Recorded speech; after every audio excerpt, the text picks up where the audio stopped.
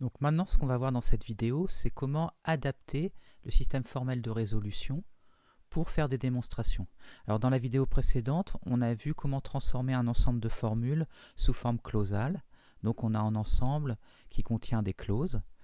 Alors si on regarde, on avait vu ici, donc ce qu'on a vu la fois dernière, c'est justement comment passer de ça à ça. Donc voilà, ici, dans cet ensemble, maintenant, on a un ensemble de clauses. Donc là, ici, tous les éléments, ce sont des clauses. Et je vous rappelle que les variables qu'on voit apparaître sont universellement quantifiées. Même si on ne met pas les quantificateurs universels, ils sont là pour chaque variable. Donc maintenant, ce qu'on va voir, c'est comment justement faire ça. Comment faire une démonstration. Et on va avoir besoin, en fait, l'ingrédient essentiel, c'est l'unification. La règle de résolution va ressembler très fortement à ce qu'on a vu pour les propositions, sauf qu'on aura besoin de faire de l'unification. Par exemple, ici, on peut voir entre... Alors ici, par exemple, on a S ici, et on a non S ici. Mais on voit qu'ici, il y a un Y, et là, il y a un F. Il y a une fonction ici. Donc, on va voir comment faire justement cette résolution entre deux formules qui ne sont pas tout à fait pareilles. Alors, ce qu'on voudrait savoir, c'est ça. C'est est-ce qu'une formule f est conséquence valide dans l'ensemble H de formules? Alors, je le répète, mais on va considérer maintenant que des formules, donc dans l'ensemble H, il n'y aura que des formules qui sont closes. F aussi est une formule close. Donc je vous rappelle, une formule close, c'est une formule qui ne contient aucune variable libre. Pour montrer cette conséquence valide, le problème c'est... Alors, montrer un contre-exemple, on a vu que c'était facile. Donc si j'ai une conséquence valide, donc, je veux montrer que ça c'est faux, et bien il suffit que je trouve un contre-exemple. Donc un contre-exemple, c'est une interprétation qui est modèle de ça, de H, donc elle rend vrai toutes les formules de H, et elle rendrait faux la conclusion. Donc là c'est bon, on peut directement dire que cette conséquence valide est fausse. Mais si cette conséquence valide est vraie, comment on fait pour le montrer? Alors, on ne peut pas balayer toutes les interprétations pour voir si ça marche. Parce que bien sûr, il y a une infinité d'interprétations, donc ça, c'est pas possible, comme c'est marqué ici. Donc ce qu'on va devoir faire, c'est des démonstrations. Donc quand on était dans la logique propositionnelle, on a vu que nous, l'étape de vérité, ça nous permettait de tout faire. On a vu comment faire des démonstrations, mais on pouvait se demander l'utilité de faire ça, vu que l'étape de vérité, c'était simple, et ça nous permettait de valider les conséquences valides. Mais là, maintenant, on est obligé de passer par des démonstrations. Donc, pour montrer des contre-exemples, un contre-exemple, c'est simple. Enfin, c'est pas forcément simple à trouver, mais il suffit de trouver une interprétation qui rende vrai, comme je disais, ça et faux ça. Mais pour montrer que la conséquence valide est vraie, il va falloir démontrer. Et nous, on va utiliser donc ce qu'on avait utilisé dans les propositions, le système formel de résolution. Donc, ce qu'on va faire, en fait, tout d'abord, c'est comme ce qu'on avait fait en fait dans les propositions. On va d'abord transformer, donc on a notre conséquence valide qui est ici. Ce qu'on va faire d'abord, c'est mettre la négation de la conclusion comme on avait fait dans l'ensemble H des hypothèses. On va transformer tout ça sous forme clausale. Donc ce qu'on a vu dans la vidéo précédente.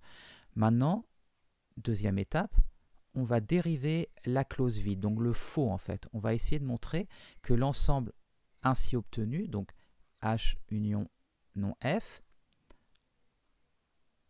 il est contradictoire. Et du coup, ça va nous dire quoi? Eh bien que F est bien conséquence valide de l'ensemble H. Donc ça, bien sûr, il faudrait le démontrer. Donc ça a été démontré. Donc on a cette équivalence là, le si et seulement si. Donc très très important. Donc c'est fondamental ce truc-là. C'est de dire en fait que si je vous demande est-ce que f est conséquence valide de h? Donc normalement ici, il faut montrer que c'est vrai pour n'importe quelle interprétation. Donc bien sûr, il y a une infinité d'interprétations, donc on ne peut pas balayer toutes les interprétations. Mais pour faire ça, il suffit en fait de démontrer la clause vide grâce au système SFR.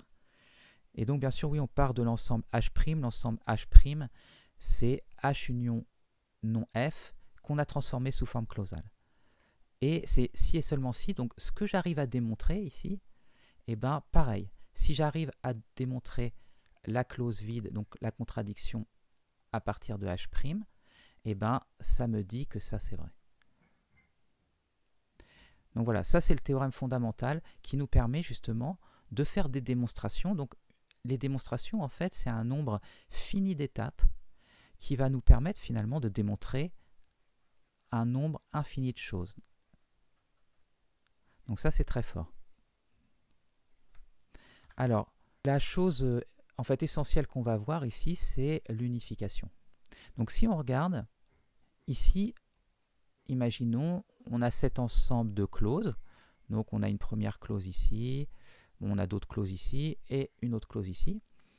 Et là, si vous vous rappelez de ce qu'on a fait pour les propositions, en fait ça, celle-là, là, et celle-là, elles se ressemblent. Donc je vous rappelle ce qu'on avait vu dans les propositions, c'est si on a une clause ici, et une autre clause où il y aurait la négation justement de ce littéral, de cette proposition, et avec B par exemple, et bien la résolution, ça nous donnait A ou B. Donc c'est ce qu'on avait utilisé dans les propositions. Maintenant, ici, on aimerait bien faire la même chose là, parce qu'on a P, donc le prédicat P et le prédicat non P. Le problème, c'est qu'il y a des arguments. Et là, on a la variable x1, ici on a une constante 0, ici on a la variable x2, ici on a une fonction g de 1. Donc au final, on n'a pas les mêmes choses. Et du coup, comment adapter ça? Alors, on va voir que c'est l'unification qui va nous servir pour voir si justement on peut rendre pareil les choses. On va voir qu'on va pouvoir faire ça en fait parce que les variables sont universellement quantifiées. Donc on peut prendre la valeur qu'on veut pour une variable. Donc l'idée, donc ici, si on repart de cet ensemble-là de clauses, c'est de dire, ok, je vais essayer de dériver la clause vide à partir de ça. Donc intuitivement, alors bien sûr, le théorème qu'on a vu tout à l'heure, celui-là,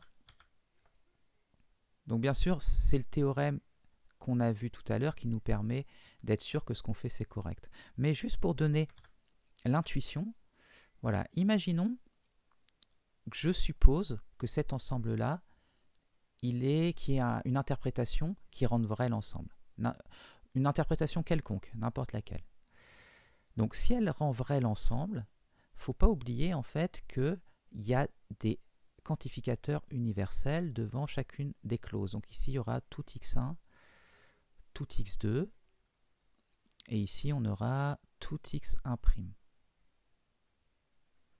Donc, puisqu'on a une interprétation qui est modèle, ça veut dire que chacune des clauses, là, est vraie pour n'importe quelle instantiation de x1 et de x2. C'est pour tout x1 et tout x2.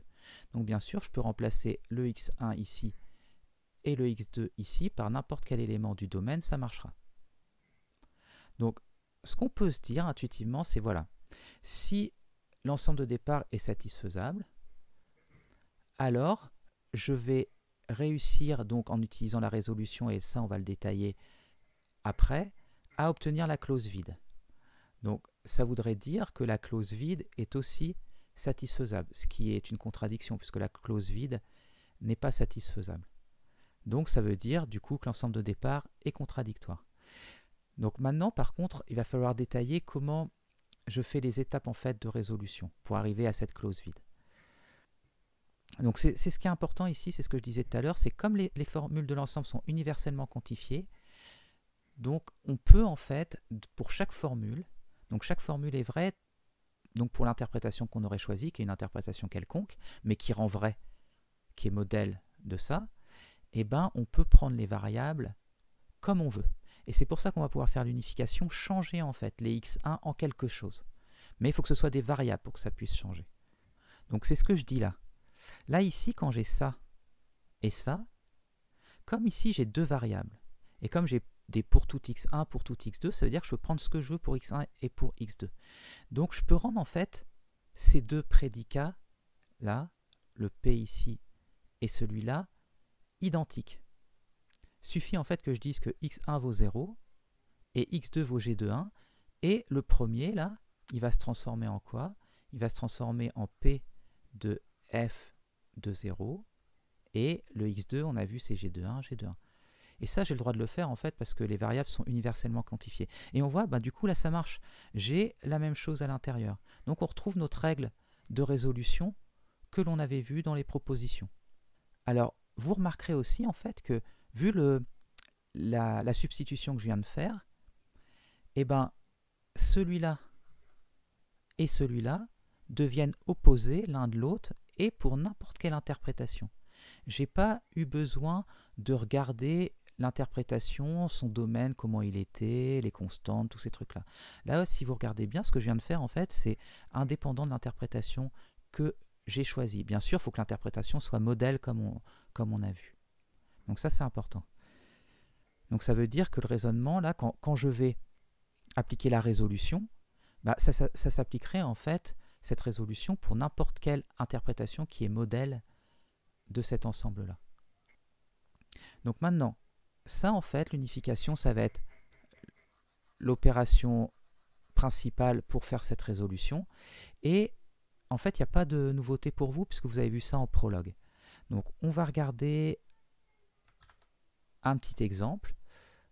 Donc ici, en fait, alors je vais vous montrer d'abord sous Eclipse. Ok, donc on va regarder avec Eclipse une petite unification.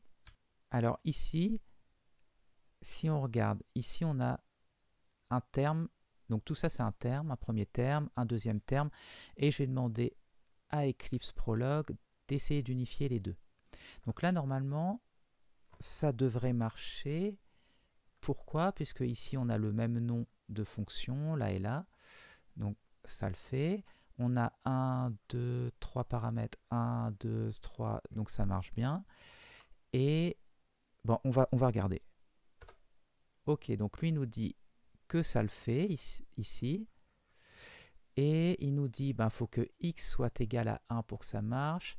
Y, on s'en moque, on peut le laisser tel quel. Z égale g de 1 de y. Donc si on regarde x ici, doit être pareil que celui-là. Donc c'est pour ça qu'on voit x égale 1. Ici, c'est une variable, donc il va dire ok, il faut juste que z soit égal à g de 1 de y. Et ensuite, le x, c'est le même qu'ici, donc x égale 1. Et donc, bien sûr, il nous dit du coup que là, ici, t doit être égal à x. On voit que ça doit être la même chose. Mais comme on a déjà x ici qui est égal à 1, on a bien t égal à 1. Donc d'ailleurs, pour tester les unifications, vous pouvez juste faire ça sous Eclipse Prologue. Et il va vous indiquer si c'est unifiable ou non. Donc voilà. Donc une unification, en fait, c'est une substitution. Qui va essayer de rendre, qui va rendre pareil deux termes. Donc ici, on a par exemple le premier terme, ici. On en a un deuxième. Et normalement, cette substitution-là, elle doit rendre identique les deux termes-là. Donc si on regarde, elle va à x associé 0. Donc ça se transformera en f de 0, virgule. Alors à t, elle associe ça. Donc ici, on aura g de f de yz. Donc ça, c'est pour celui-là. Maintenant, pour l'autre, on a f de 0, g de f de yz. Donc c'est OK, ça marche bien. Ça a rendu les deux termes identiques. Alors, on peut avoir plusieurs unificateurs possibles. Si on regarde ici, donc ici, j'ai toujours mes deux termes, là, comme ici et là. Et cette fois-ci, l'unificateur, c'est celui-ci. Donc c'est une substitution, on va l'appliquer. Ici, on va avoir f de 0. Ensuite, pour t, on va avoir f de 0, 0. Alors ça fait, g de f de 0, 0. Donc ça, c'est pour celui-là. Et si on regarde celui-là, maintenant, on a f de 0, g de f de et y. Alors, y, il est associé à 0 et z est associé à 0. Donc on voit encore une fois que ces deux-là sont pareils, mais vous pouvez remarquer en fait que ces deux-là, ils sont plus généraux. On a moins fixé de choses. On a gardé plus de variables en fait. Et on va voir que c'est important, et c'est ce que fait Prolog. Ça nous permet en fait de ne pas contraindre des choses trop vite et de perdre des solutions. Donc en fait, plus on a de variables, plus c'est facile d'unifier, puisque les variables s'unifient avec n'importe quoi. Alors quasi n'importe quoi. Je vais vous montrer un petit exemple qui ne marche pas. Donc si je prends ça, donc là j'ai bien une variable, là j'ai un terme. Alors le problème, donc vous pouvez peut-être essayer de réfléchir à ce que ça va donner, ce truc-là. Donc le problème en fait c'est que ici je retrouve x. Donc ça devrait... Alors on voudrait que x soit égal à f de x, mais le x qui est à l'intérieur ici, du coup il faut qu'il soit égal à f de x. Mais maintenant il faut qu'il soit égal à f de f, etc. etc. Donc ça, c'est pas possible. Donc que va nous dire Prolog? Voilà. Il nous indique qu'il y a quelque chose qui cloche. Ici, c'est infini. Et nous, on voudrait avoir des termes qui sont... Les termes doivent être finis. Donc, c'est la façon d'Eclipse Prolog de dire, voilà, ça va pas, c'est pas un terme fini. Bon, lui, ça le dérange pas, en fait, il dit yes quand même. Mais nous, on va pas autoriser ce genre de choses, puisqu'on aurait des formules où les termes seraient infinis et nos formules doivent être finies. Donc voilà, les variables, ça s'unifie avec n'importe quoi, sauf ce cas de figure particulier où on a la même variable à l'intérieur. Ça ferait une structure récursive, et ça, on ne veut pas parce qu'on veut avoir des termes qui sont finis. Alors, comme je disais, donc voilà, c'est ce que je dis ici, nous, on veut l'unificateur le plus général. Donc si on regarde ces deux termes-là, donc pour refaire un petit exemple, bah, on n'a qu'à les... Tiens, je vais les taper sous Prolog pour voir ce que ça donne. Donc les voici. Si on appuie sur Entrée... Ah oui.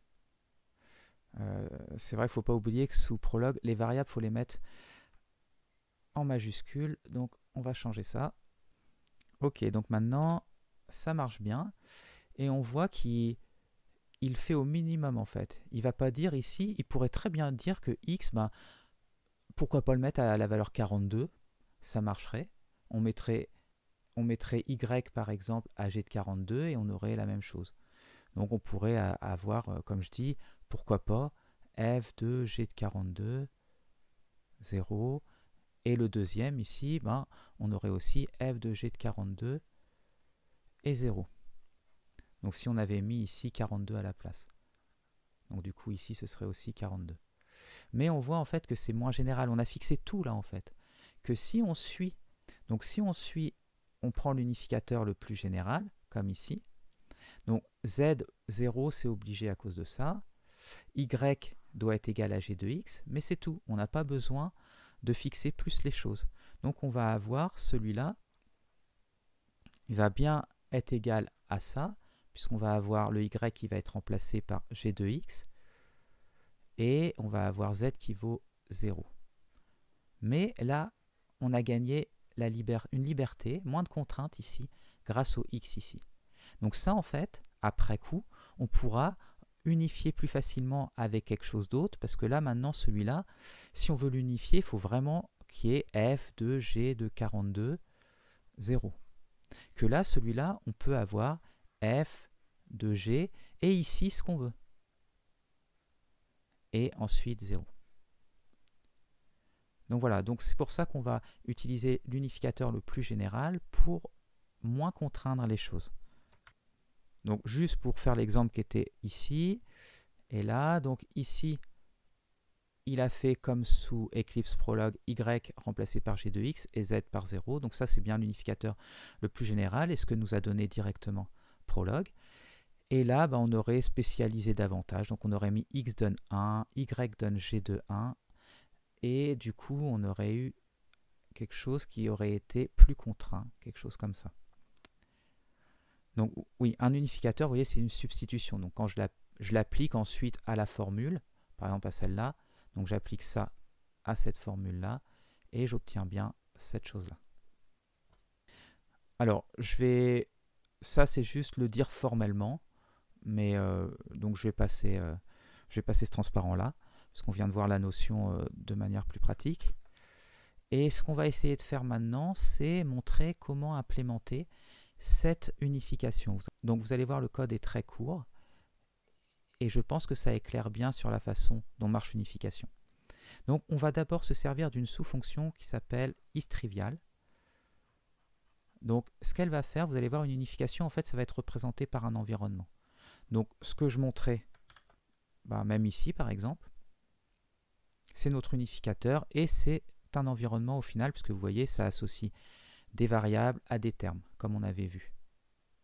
Donc on l'appelle environnement, comme ce qu'on avait déjà vu. Ensuite, on va dire, ok, j'essaie d'unifier, d'associer à x ce terme-là.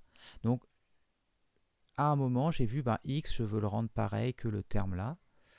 Donc, ce que je voudrais voir, en fait, isTrivial, ce qu'il va faire, c'est voir, est-ce que je n'ai pas une chaîne, par exemple, qui serait x, je veux l'associer à x1, mais à un moment dans mon environnement, j'avais x1 qui était associé à x2, et après, par exemple, x2 qui est associé à x.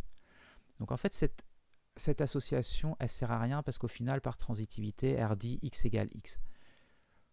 D'un autre côté, celle-là, elle servait encore, puisqu'on n'avait pas avec ces deux-là, on n'a pas quelque chose de trivial comme ça. On a x1 par exemple égale x, x2 égale x, x1 égale x2, mais on ne retombe pas sur la même chose. Donc là, ici, si on gardait toutes celles-là, on aurait x égale x. Donc ça ne sert à rien, donc ça va l'enlever, ça ne va pas rajouter cette liaison, si jamais elle permet de faire ça. Ça va aussi tester en fait ce que je vous montrais tout à l'heure. Si à un moment j'ai x égale, je dis par exemple f de z, voilà, j'ai cette nouvelle association là entre x et le terme, donc x c'est bien celui-là, et le terme c'est f de z. Donc, mais imaginons que dans mon environnement, j'ai z par exemple égale g de y, pourquoi pas, et g y égale x. Donc ça nous donnerait quoi? Ça nous donnerait x égale f de g de x. Et on retrouve notre boucle. Donc ça va pas. Donc quand il y aura ça, il va rendre cette exception cyclique. Ok, donc si on regarde maintenant entièrement la fonction, on match le terme. On regarde, est-ce que c'est une variable? Si c'est une variable, si je vois que c'est la même chose que ça, j'ai le cas que je vous ai indiqué ici, donc ça va rendre vrai, et ça va me dire que c'est trivial. Donc que je n'ai pas besoin de faire cette association nouvelle dans l'environnement. Après, imaginons que ça soit faux, là il y a un ou, donc ça peut être trivial aussi si quoi? Je regarde, est-ce que y est défini dans mon environnement? Si oui, je rappelle récursivement isTrivial, donc toujours avec l'environnement, avec x, mais cette fois-ci, là, je récupère la liaison associée à y dans mon environnement. Donc je continue, ça serait ce cas-là en fait, où j'aurais une chaîne comme ça. Parce que c'est vrai que je pourrais avoir directement le terme qui soit x égale x directement. Mais je peux avoir cette chaîne comme on a vu ici. Ok, donc maintenant, que fait ce pattern matching? Donc ici, on regarde, est-ce que le terme c'est une fonction? Et ce qu'on va faire ici, en fait, c'est voir est-ce que je peux retrouver x ici en passant par les arguments. Donc ce serait pour faire ce que j'ai montré ici, là. Est-ce que j'aurais eu, par exemple, au début, j'aurais dit, donc le x, c'était ça, et le terme, par exemple, ce serait f de g de y, et je sais pas, 0, et dans mon environnement, j'ai par exemple y égale x. Donc là, je suis dans ce cas de figure, et je vais dire, est-ce que je peux retrouver x dans les arguments? Donc, soit directement, ou soit indirectement comme ici. Et si c'est le cas ici, si j'ai pu retrouver x, ça veut dire que c'est cyclique, et donc c'est là où je rends l'exception. Je lance l'exception. Puisque je vous rappelle, le et est court-circuit. Si ça c'est faux, jamais on fera ça. Et si ça c'est vrai, eh ben on fera ça. On lancera l'exception. Ok, donc voilà pour cette fonction qui va nous dire est-ce que c'est trivial ou non, et en plus, est-ce qu'il y a cette exception cyclique. Donc, est-ce que je peux retrouver x indirectement et donc faire une boucle, comme on avait vu sous Eclipse, je vous rappelle, cette chose-là. Donc, on va pouvoir faire l'unification maintenant. Alors, pour ce faire, on va avoir besoin de cette petite fonction qui est très courante dans les langages fonctionnels, le zip.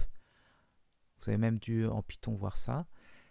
Donc, ce qu'on fait, on prend deux listes. Donc, si on regarde l'exemple ici, j'ai ces deux listes et je crée une liste de paires. Donc, 1 avec A, 2 avec B et 3 avec C. Ce qu'on obtient ici.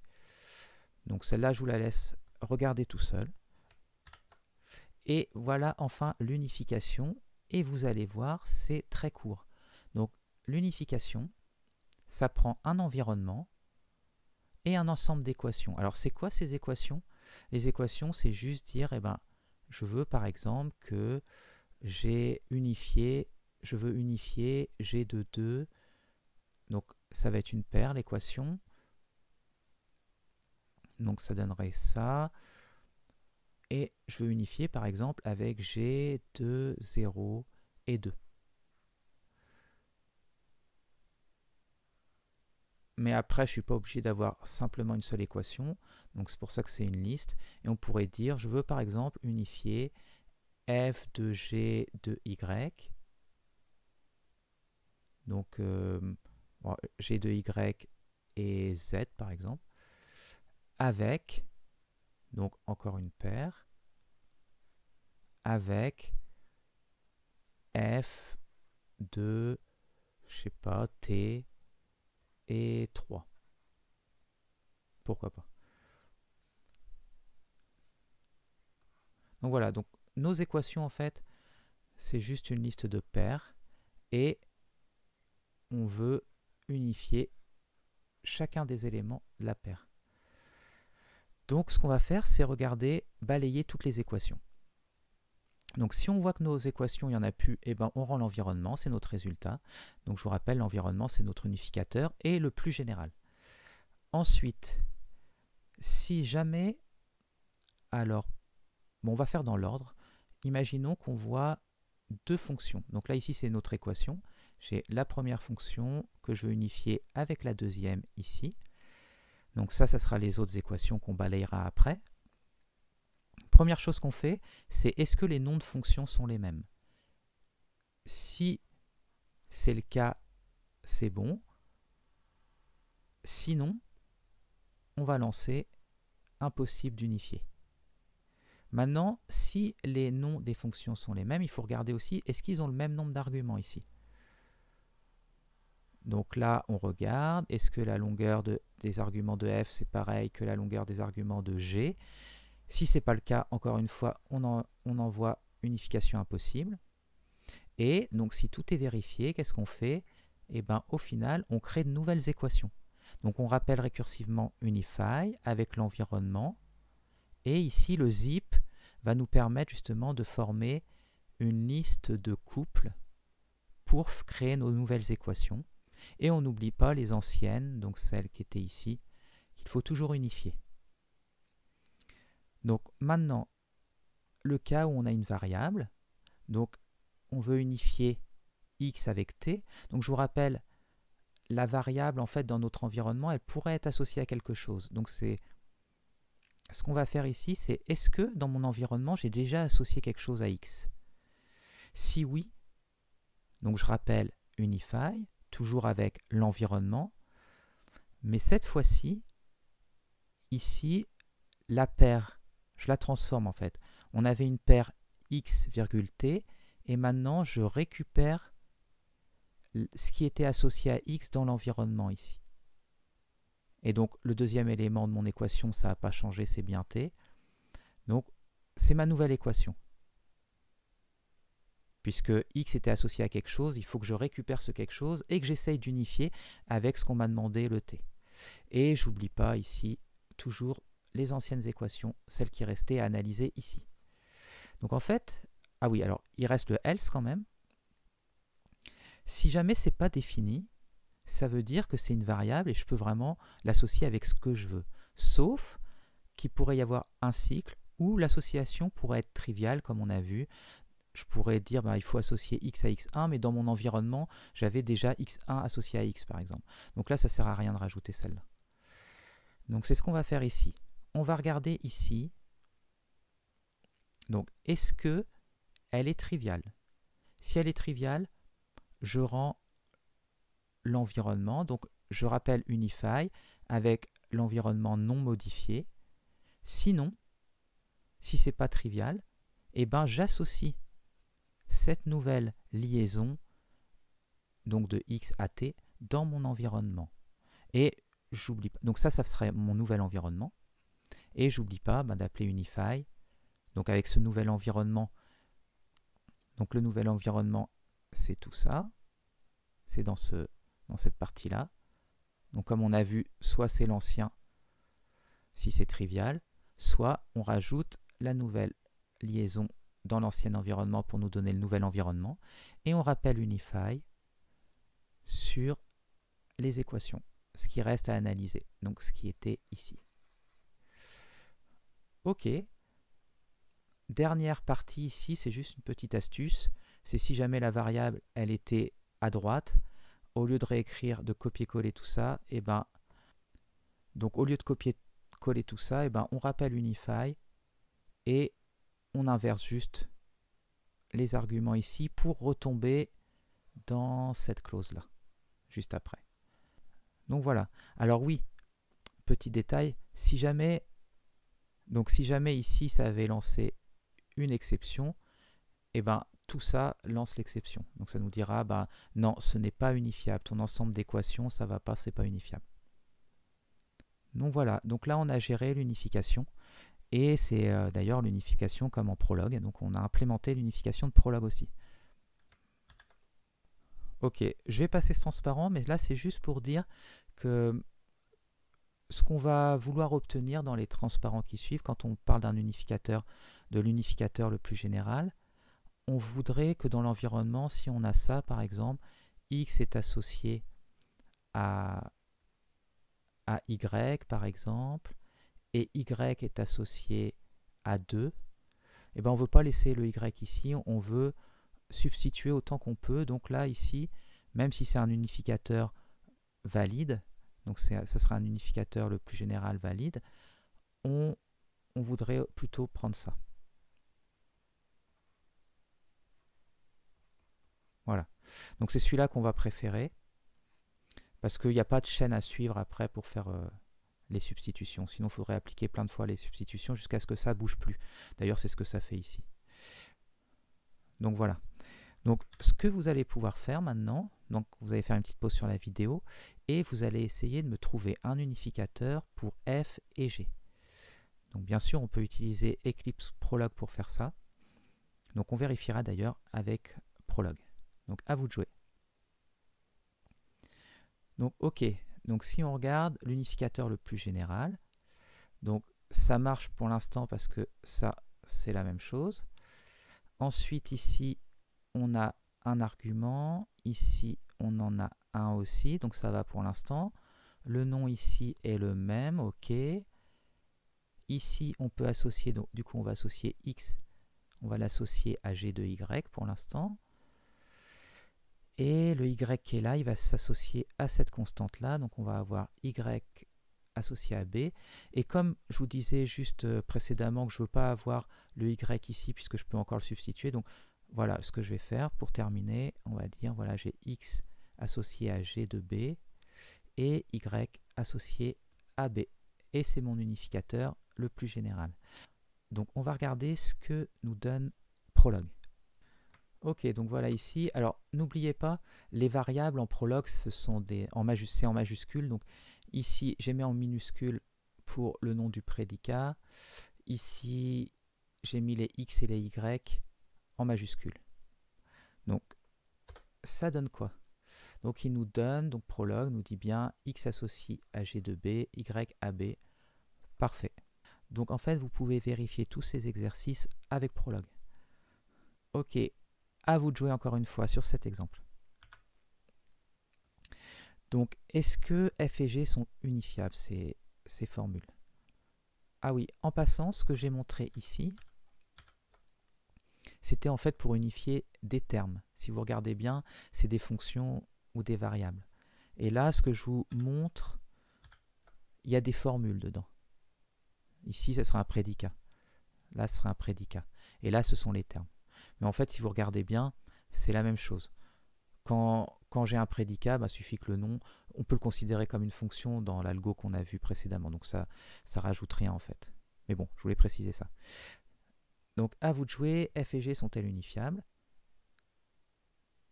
Donc si on regarde, p avec p c'est ok. Il y a combien d'arguments ici? On en a 2. Ici, on en a bien 2. Donc pour l'instant, ça va. Donc il va falloir regarder, est-ce que ça s'unifie bien avec ça? Et pareil, est-ce que ça s'unifie bien avec ça? Donc celui-là, le f, c'est pareil. Il y a 2 arguments. Donc ici, on aurait x doit être associé à a. Ici, y doit être associé à b. Pour l'instant, ça va. Maintenant, quand on passe à celui-là, on a le même nom, le même nombre d'arguments, c'est bon. Mais là, on devrait avoir x associé à g de y. Et ça va pas. Parce que ça, c'est une constante. Ça, c'est une fonction. Donc, ça ne s'unifie pas. Si vous regardez l'algo encore une fois, ça ne s'unifiera pas. Donc là, en fait, ça échoue. Donc, on va quand même vérifier avec Prolog. Donc, voici donc les 2 termes qu'on devait unifier, celui-là et celui-là. Alors, normalement, Prolog devrait nous répondre « no ». Ok, donc c'est bon. Donc, ça ne s'unifie pas. Donc, un autre petit exo. Essayez d'unifier f et g. Donc, à vous de jouer. Donc, celui-là, je vais directement le taper sous Prolog et on va voir ce qu'il nous rend. Ok, donc nos 2 prédicats ici et là. Ok, on a nos différents termes. Donc on en a... Alors on a un terme en fait, ici. Et à l'intérieur de ce terme, il a plusieurs arguments. 1, 2, 3, qui lui-même a un argument, celui-là. Alors, oui, vous remarquerez en fait que la fonction f, elle est utilisée tantôt ici, alors on voit avec un seul argument, et là, elle en a 2. Donc, ça ne pose pas de problème en fait, tant qu'on n'essaie pas d'unifier un f qui aurait un seul argument avec un f qui en aurait 2. On peut imaginer que c'est de la surcharge en fait. Donc là, ok, donc c'est parti. Donc vous voyez pourquoi je l'ai fait avec Prolog, il y a trop de choses à écrire. Donc je vous laisse vérifier si vous obtenez bien ça.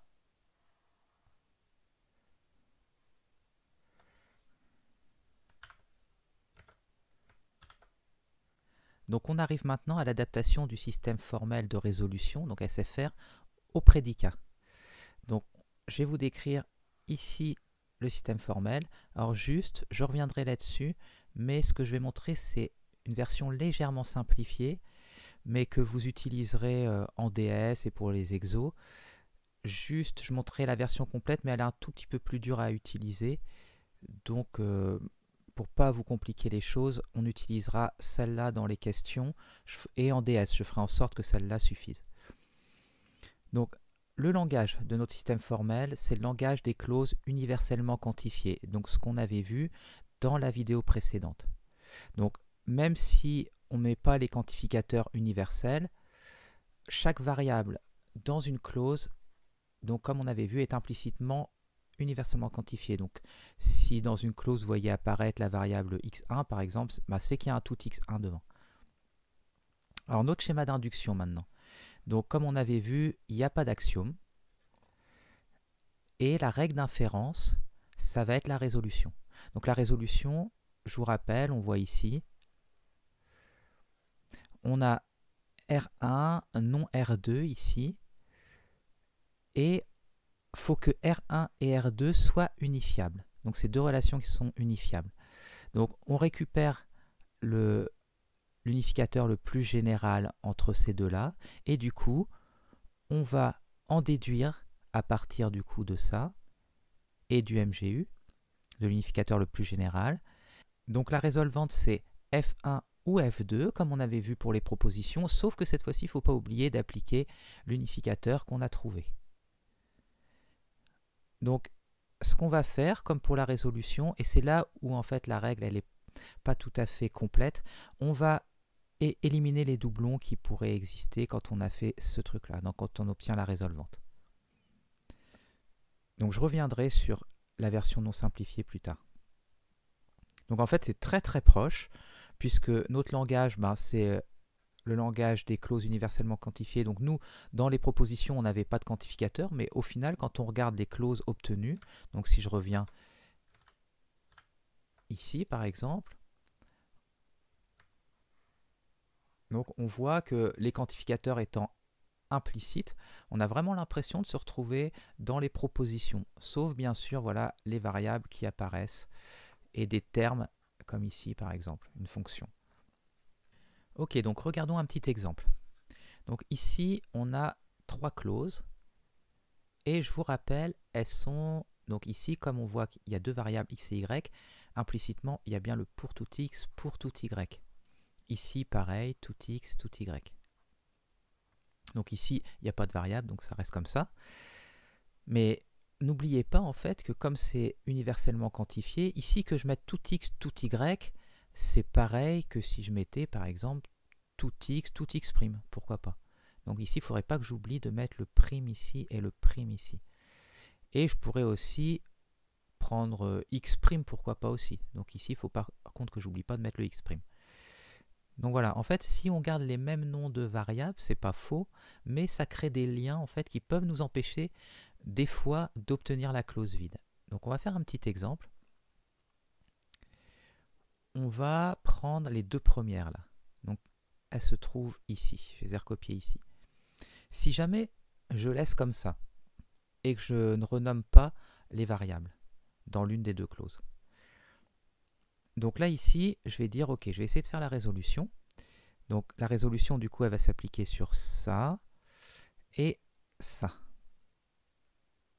Donc pourquoi? Parce que je vois ici que c'est le même nom, c'est le même nom. On va essayer de voir si ça s'unifie. Donc on regarde f de x c'est bon, x n'a pas à changer. Mais là j'ai 0 et j'ai y. Donc là ici, on va mettre ça comme ça. Mon unificateur le plus général, c'est d'associer à y, 0. Et x, ça ne bouge pas. Donc si je fais la résolvante, donc j'obtiens quoi? J'obtiens ici q de y, mais il faut que je remplace, donc y par 0. Donc q de 0, 0. Et c'est tout en fait, puisque là il n'y a rien d'autre à côté.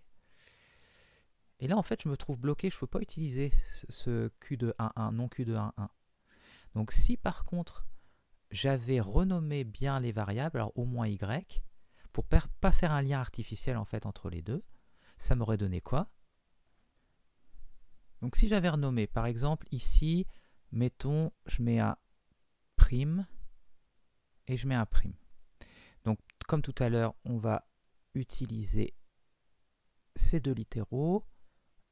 J'applique ma règle de résolution. Cette fois-ci, je trouve mon unificateur le plus général. Il me dit, ok, ben, x doit être égal à x'. Donc x donne x', on va dire. Et y', 0. Donc j'obtiens ça. Donc q de y, y. Et on voit que cette fois-ci, quand j'applique la substitution ici à ça, je n'ai rien qui change. Et maintenant, qu'est-ce que je vais pouvoir faire? Je vais pouvoir utiliser non q de 1, 1 tranquillement. Et ici, j'aurai l'unificateur le plus général me dira à y, j'associe 1. Et j'obtiens bien la clause vide, donc c'est parfait. Donc voilà, c'est pas que c'est une erreur en fait de ne pas renommer, mais des fois ça nous fait perdre la solution, enfin la clause vide ici. Donc, on va faire un petit exemple. Alors, je vais faire la résolution avec vous, mais je vous laisse chercher déjà transformer tout ça sous forme clausale. Donc là, ça ne devrait pas être trop compliqué, mais n'oubliez pas, voilà, ça c'est la conclusion. Donc, alors je redis, ici on a notre ensemble d'hypothèses. On voudrait montrer que, voilà, j'aimerais bien par exemple savoir est-ce que cette conclusion-là, donc P de, alors il y a 4T, voilà, est-ce que j'ai bien cette conséquence valide? Donc on a vu, pour montrer ça, bien sûr on ne peut pas passer en revue toutes les interprétations qui existent, il y en a une infinité, mais ce qu'on va pouvoir faire, c'est dire, ok, je prends H, union, la négation de la conclusion, donc ce truc-là.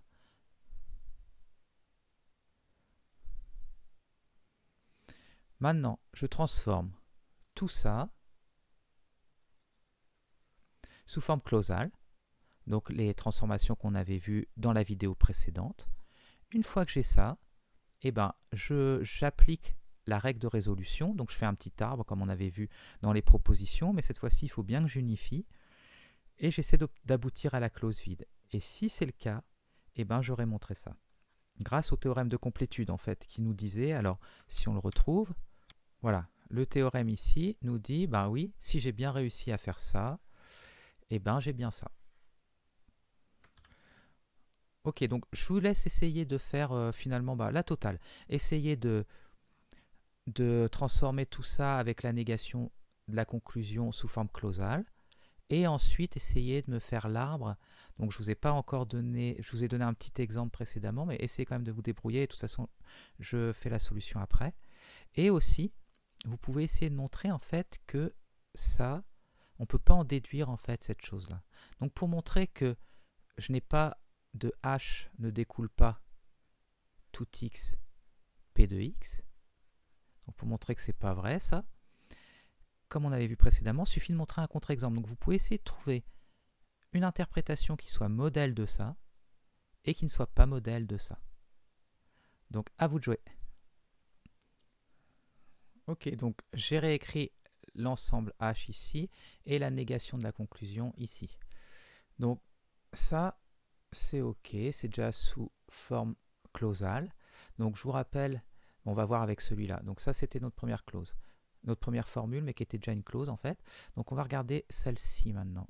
Donc je vais d'abord la transformer en forme normale négative. Donc je vais remplacer ça du coup par non P de x ou Q de T de x.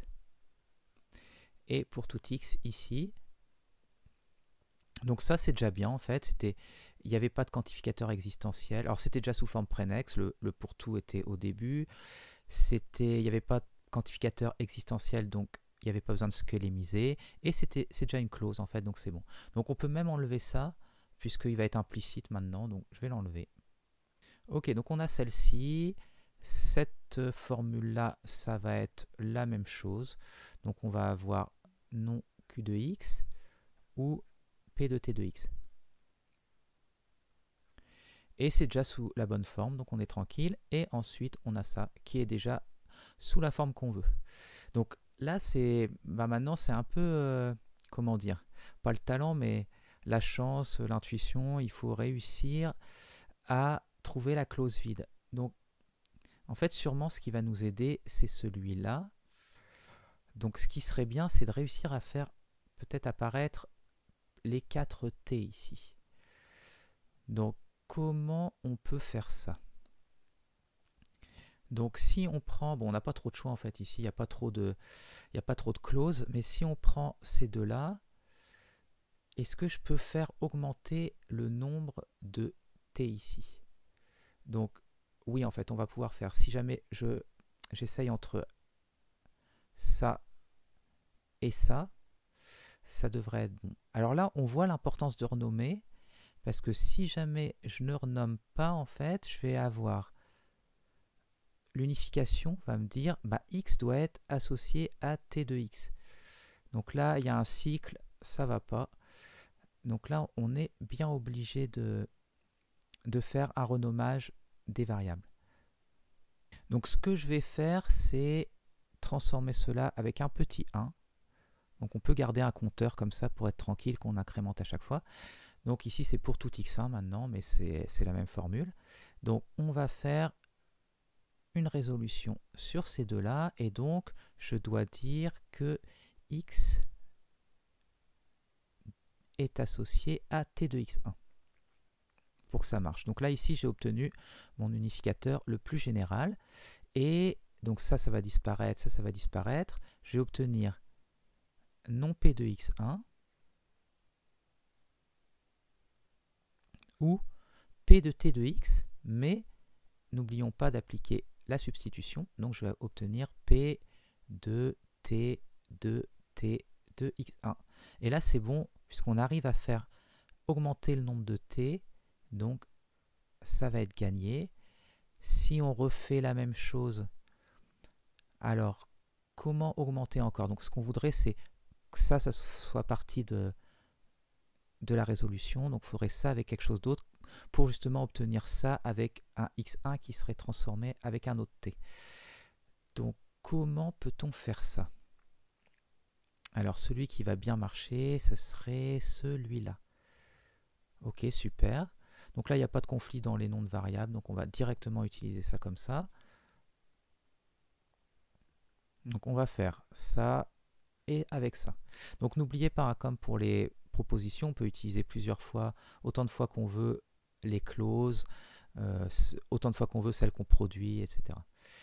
Donc si on essaye d'appliquer la résolution là-dessus, on va le faire entre donc ça, et on va avoir l'unificateur le plus général qui va nous dire x1 doit être associé à t de x. Donc ça disparaît, ça disparaît, donc on obtient non q de x ou p de t de t de, donc x1, mais x1 c'est associé à ça, donc t de x. Et c'est pas mal, il nous en manque plus qu'un pour pouvoir utiliser cette clause. Donc on va refaire la même chose. Donc, encore une fois, je veux que ce soit ça qui grossisse, donc je veux utiliser ça. Et on peut refaire avec ça. Oh, puis en plus, il n'y a même pas besoin de renommer, puisqu'à chaque fois ça alterne, donc on est tranquille. Donc on va faire ça avec ça. Donc cette fois-ci, l'unificateur le plus général, ça va nous dire x est associé à t de x1.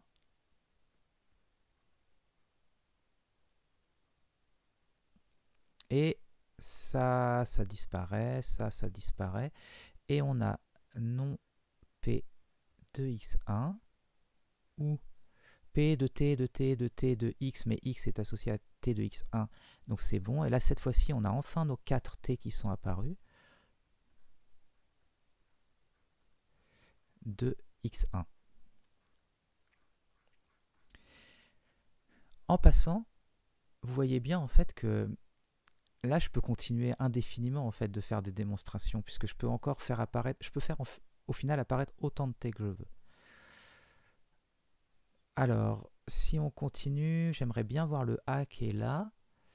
Comment faire? Ah, ça a l'air bien ça, avec ça. Donc c'est parti, ça et ça. Donc il faut x1, l'unificateur le plus général, c'est x1 donne A. Et on obtient, alors ça disparaît, ça disparaît. On obtient P de T de T de T de T de... Alors x1 on le remplace par A de A. Et là on est bien puisqu'on va pouvoir directement utiliser celui-là. Allez, on va le mettre en bleu. Donc ça va faire ça avec ça. Et la résolution de ces deux-là, donc l'unificateur le plus général, pardon, bah, il est vide puisque ça c'est directement le même terme ici. Et enfin, notre petit carré, c'est gagné. Donc on a bien démontré ce qu'on voulait. Alors, je vais lancer le petit solver pour voir ce que lui, il va obtenir. Est-ce qu'il va obtenir la même démonstration ou une autre, peut-être plus courte à vrai dire? On va regarder ça. Ok, donc on va regarder... Oui, donc à une époque, c'était l'Exo 63. Bon, il y a de nouveaux exos qui sont arrivés. Et donc, ouais, on retrouve bien ici. Donc, si on lance ça... Ah, c'est marrant, il trouve pas la même preuve. Donc, déjà, si on regarde, donc on avait notre ensemble de départ ici. La conclusion ici. Donc, on retrouve bien ici la négation de la conclusion. Puis, on retrouve bien nos différentes clauses qu'on a obtenues. Et maintenant, lui, il fait comment, en fait? Alors, oui, lui... Ah, il a fait la P, non P de T de A. Il n'est pas passé par essayer de construire 4 T. Il n'en a construit que 2. Ici. Alors, il a commencé comment? Il a pris ces deux-là. Et du coup, il a fait la résolution entre le nom ici. Ouais. Donc, entre ça et ça. Et vous remarquerez qu'il a renommé les variables, puisqu'ici on a un x qui apparaît. Donc là, on voit la résolvante, c'est bien, ça va nous faire apparaître le t ici en plus, donc on a bien ça. Ok, super. Ensuite, il est parti directement de la négation de la conclusion, ici. Et cette fois-ci, c'est intéressant, du coup, il a unifié donc celui-là. Donc, il a unifié ça et ça. Donc, ça a fait disparaître, en fait, le XX là. Il va se retrouver avec ce T de A. Et c'est ce qu'on obtient ici, là, quand on remplace XX par T de A. C'est ce qu'on obtient là. Donc, très bien. Et de l'autre côté, il fait apparaître du coup ça. Alors, comment il fait apparaître? Il s'est servi directement du P de A ici avec ça. Donc, ça et ça. Donc entre ces deux-là, on voit le A qui apparaît là, très bien. Ensuite, celle-ci, donc on va faire entre ça et ça. Et on va ici mettre un T de A, ce qu'on obtient bien là. Super. Donc voilà. Et ensuite, la clause vide, c'est gagné. Donc une autre manière de démontrer. Ok, donc ce qu'il nous reste à faire pour cet exo-là maintenant, c'est de montrer que l'on ne peut pas déduire. Donc il faut trouver un contre-exemple. Il faut trouver du coup une interprétation, je vous rappelle, qui va être modèle de H et qui va rendre faux ici cette conclusion. Donc comment faire? Donc ce qu'on peut essayer de faire, c'est de trouver un ensemble, un domaine qui soit assez petit pour que ça soit pas trop difficile. Donc avec un seul élément, ça ne marchera pas parce que ici, on a faudra que P de A soit vrai. Donc s'il n'y a qu'un seul élément, on aura tout x P de x vrai aussi, puisque P de A est vrai. Donc il faut au moins 2 éléments. Donc moi, je prendrais bien un domaine avec 2 éléments, 0 et 1, pourquoi pas. Donc on va essayer ça. Ok, donc prenons notre domaine avec 0, 1. Donc A, on n'a qu'à dire que A, c'est 0. Pour la fonction t, qu'est-ce que ça pourrait être? Donc, ce qui serait bien ici, c'est qu'on ait, pour que ça marche bien, que ça soit bien un contre-exemple, j'aimerais bien que ça, ce soit faux. Donc ça va me contraindre P de B égale faux. Et du coup, ici, ça me contraint P de A, alors P de B, pardon. B, il faut l'associer à quelque chose, donc on va l'associer à 1. Donc ici, P de 1, donc on va dire que P de 1 c'est faux, et P de 0, ça doit être vrai, puisque on a ça. Donc déjà, ça nous a contraint pas mal de choses. Alors, vu que P de 1 c'est faux, celui-là pour quand x vaut 1, c'est vrai tout ça, puisque l'antécédent étant faux. Donc par contre, pour P de 0, quand x vaut 0, ça devient vrai. Donc à ce moment-là, il nous faudra que Q de T de 0, ce soit vrai. Ok. Ici, à la limite, si Q c'est toujours vrai, est-ce que ça le ferait? Ouais, je vois comment faire. Donc ici, ce que je vais dire, c'est T, ça va aller, la fonction T, elle va toujours m'amener vers quelque chose qui rend vrai ça. Je vais dire que Q, alors, je vais dire que Q, en fait, Q de 0, c'est vrai, et Q de 1, c'est vrai. Ça devrait pas trop m'embêter.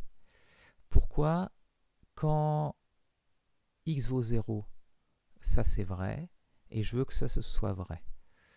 Donc j'aimerais bien que, comme Q est vrai tout le temps, je m'en moque de T ici.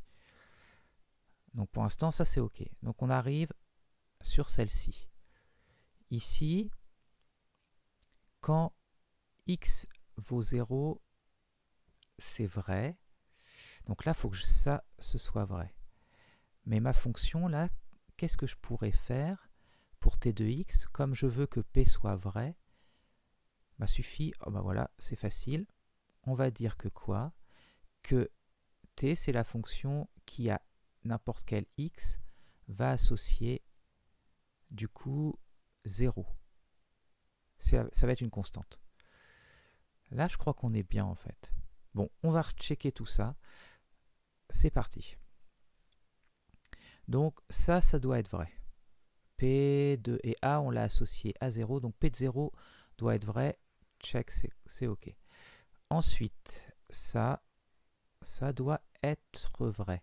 Donc on va balayer. Pour x vaut 0, P de 0, c'est vrai. Donc on doit avoir ça qui est vrai. Donc on doit avoir Q de T de 0 qui est vrai. Est-ce que c'est le cas? C'est le cas puisque Q est vrai tout le temps. Donc on est bien pour ça. Pour 1 maintenant. Pour 1, P de 1, c'est faux, donc ça marche. Donc on est bien. Il nous reste celle-là. Donc quand x vaut 0, Q de 0, c'est vrai. Donc il faudrait que ça, ce soit vrai. Donc T de 0, c'est 0. Et P de 0, c'est vrai. Ça marche bien. Si on passe à 1, Q est vrai. Et ça, T de 1, c'est 0 encore. Donc P de 0, c'est vrai. Ça marche bien. Et est-ce que la conclusion est fausse? On a P de 0 qui est vrai, donc pour l'instant ça va, mais P de 1 est faux, donc c'est pas vrai pour tout. Donc c'est gagné, on a notre contre-exemple. Ok, donc je vais vous laisser faire ça pour la fois prochaine. Dans la prochaine vidéo, je commencerai par corriger ça. Donc exercice 68. Et alors celui-là, c'est la totale. On refait un gros exemple où là cette fois-ci il y aura des transformations. Là ici, est-ce qu'on aura les formes prénexes sont faciles. Voilà, ici c'est facile. Mais là, il y aura plus de choses à faire ici.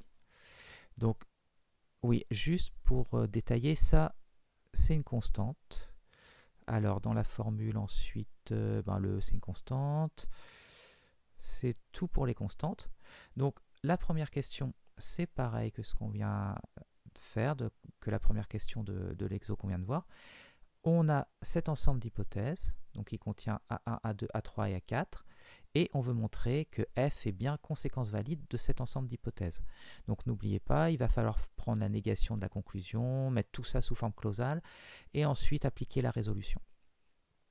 Et ensuite, pareil, on veut trouver un contre-exemple, puisqu'on veut montrer que G n'est pas conséquence valide, donc G c'est tout ça, n'est pas conséquence valide de nos 4 formules ici.